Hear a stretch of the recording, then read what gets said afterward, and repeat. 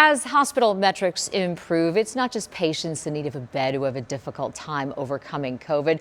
The patients known as COVID long haulers present a different challenge for doctors who are still working to understand how the virus affects some people weeks, even months later. As ABC 15's Mike Pelton shows us, it can take down almost anyone. Recent, I was, weightlifting, running. Derek Moore, 48 years old, a family man, an athlete. I've done 4 full Ironman triathlons, did my last one in 2016. And last March, he became one of the first known Arizona COVID cases. Your station had less than 1,000 Arizona cases. When I got it, I was wondering, am I number 1,000? Derek has no other major health issues. With COVID, he did not go to the hospital. My symptoms at home really were, it was shortness of breath, a little bit of fever. He started feeling better until June. I'm sitting there and I'm like, something's off with my heart.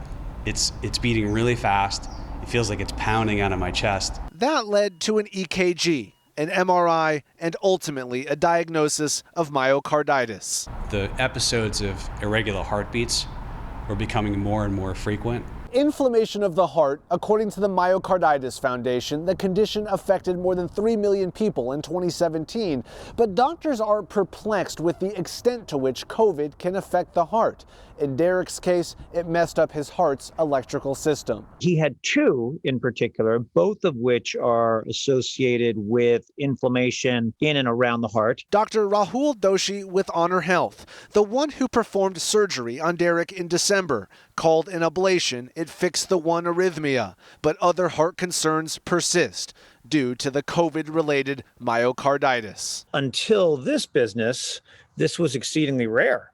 And we are seeing a much higher frequency with COVID as compared to other historical viral infections. What's unclear is how long the heart issues will last. We obviously are still very much learning what entails these long haulers, right? These folks that have, persistent symptoms post-COVID.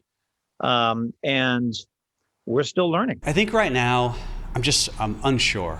I'm hopeful, but I'm unsure. Not just the heart issue, Derek says he still has other symptoms, brain fog and the like. I think it's really important to try and, if you can get to the right people, to try and get answers. He credits the doctors at Honor Health. Still a patient, he hopes to fully overcome the heart problems doctors believe came via COVID.